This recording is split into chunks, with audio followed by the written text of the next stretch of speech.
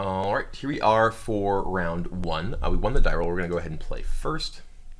And this hand we have to mulligan. It only has a Blood Crypt. If this was a fetch land, I think I'd keep this hand, but we're definitely going to mulligan this.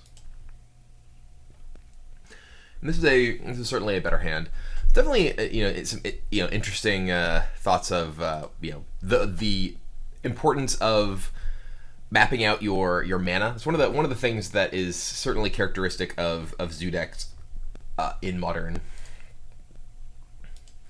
You need to be able to play your lands in such a way that you can actually play your spells on time, and have access to everything. So here, my thought is that I want Godless Shrine, Stomping Ground to go with this Temple Garden. All right, so Tron seems like it's probably a pretty bad matchup for this deck. But it is definitely a deck that I can just play Tarmogoyf against on turn 2. So we're going to have Windswept Heath, sack it, and go get Stomping Ground. We will pay 2 life and play a Tarmogoyf.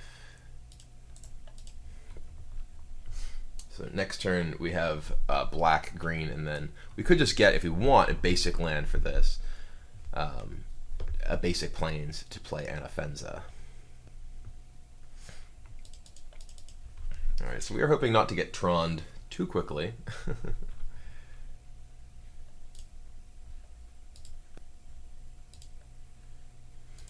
Relic. Alright, well, Relic is annoying for our Tarmogoyf, but thankfully we have Anafenza to keep it as a threat. And that's a good draw, Siege Rhino. Siege Rhino is a sizable threat. I guess there's no real reason to do this first, but I'm lazy.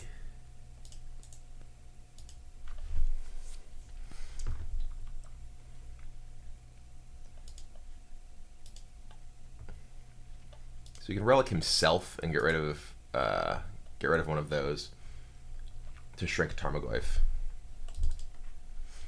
Right now, my opponent didn't play an Urza's Land on turn 2, and that means that he's not going to be able to complete Tron for several turns, which is quite good for me because I'm able to represent lots of damage very quickly. I'm hitting for 2 here. Next turn I'm going to be hitting for potentially 7 or 6, depending on how he uses his Relic. Sylvan Scrying. Okay, well that is a sorcery. Does not add to the types, but does prevent him from being able to actually remove that type. And my creatures are all too big to actually get Pyroclasm. Oh dear, a Rhino. So we're going to attack with both of these. Anafenza is going to pump Tarmogoyf. We're going to hit for 7, putting our opponent to 11. We're going to play Rhino. That puts my opponent down to 8. Seems like a tough game for my opponent to win. Rhino represents a lot of reach. It's the fact that it's both a huge body and gives you the drain. I mean, obviously that's why Rhino's good, but specifically, a lot of big creatures won't necessarily have an impact outside of their ability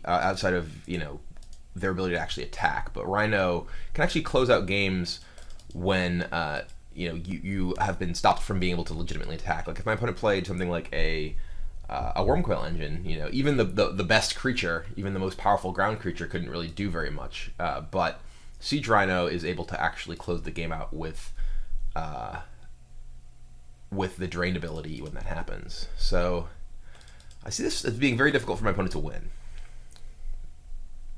Basically, not having a Tron land in turn 2, I feel like probably made it so that it was very difficult for my opponent to actually potentially compete here. So, alright, he does have Tron. This gives him 5 mana, but I'm attacking for lethal. I don't really know what he's going to do. He can't play and activate, he can't play and activate Oblivion Stone. Alright, so here, I feel like the cards I want in this matchup are Mind Sensor, Stony Silence.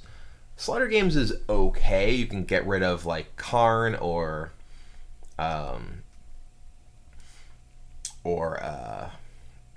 Wormcoil, but probably not worth bringing in.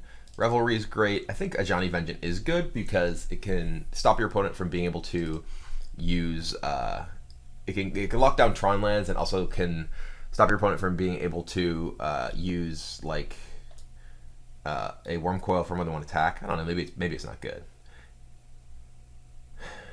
I think being able to lock down Tron Land seems pretty powerful to me. I mean, the cards that are worse in this matchup are the burn spells. Burn spells are just very bad here. So I think that Ajani Vengeance is going to be better than like a Lightning Bolt or a Helix. I think I'm going to leave a couple of Lightning Bolts in because being able to close out the game with them is pretty valuable.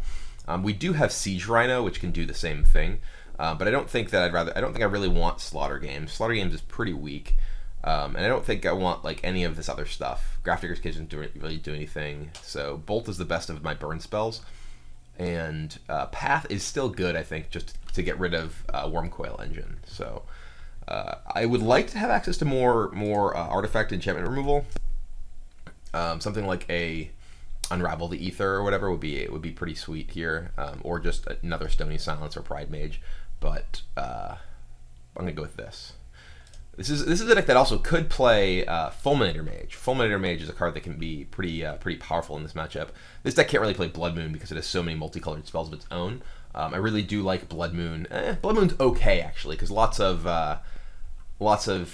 Tron decks are going to be bringing in Nature's Claim against you anyway, because it fights both Stony Silence and Blood Moon, so there's limited value to Blood Moons. Also, like, they can just operate under Blood Moon and just, play out 6 lands and play a Worm Coil Engine, and can cast, Pyroclasm or whatever. Pyroclasm is pretty bad against this version of this deck, though.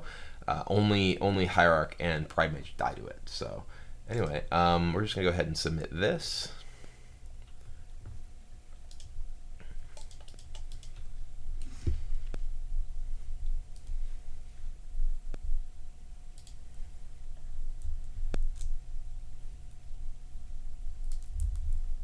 And this is a pretty good hand. We're going to keep it.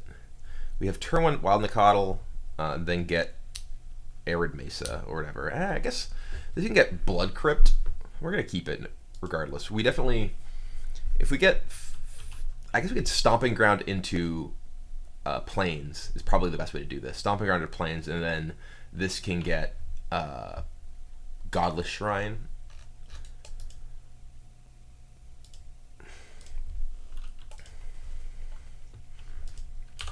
So the fact that this deck doesn't play Night of the Reliquary makes me sad, but it does make it so that Relic of Progenitus is much worse against you.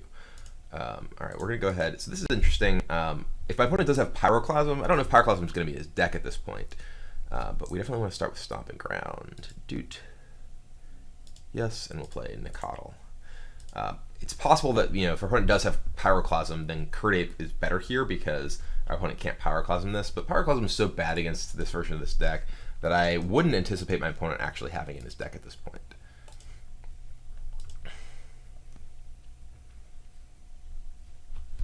Temple Garden here actually lets me play both Nicottle and Curdape, which is nice. So I'm actually going to play out the Temple Garden.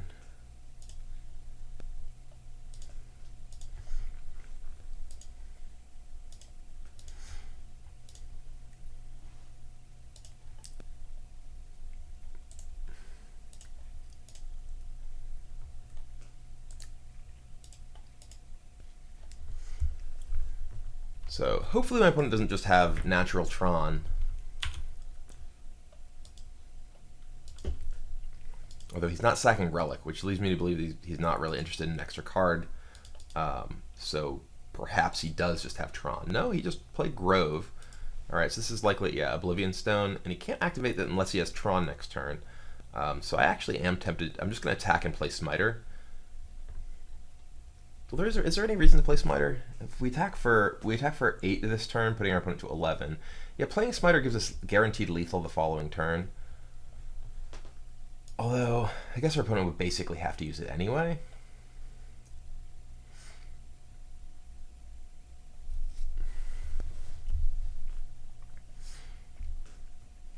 I guess with Siege Rhino, yeah, there's no real reason to play Smiter. Because Oblivion Stone means that I get Fire Spouted. Actually, that's a card that I want to play Smiter into. Yeah, I think I do just want to play the Smiter because when my opponent Fire Spouts, he can clear this board, but he can't clear the board that includes Smiter. and he has to have the third Tron piece in order to actually activate Oblivion Stone. So I think I do want to play this because Fire Spout is a possible card my opponent can have, and I want to continue pressure through a Fire Spout.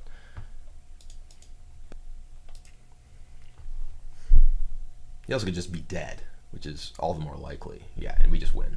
So this deck just pressures a deck like Tron to basically just have it. If they don't have it, the amount of damage you're able to put out is so high that they really just don't have a shot. So here, I mean, our draws were excellent. Our opponent's draws were fine, but not great. Just didn't have everything together in time to actually be competitive with my draws.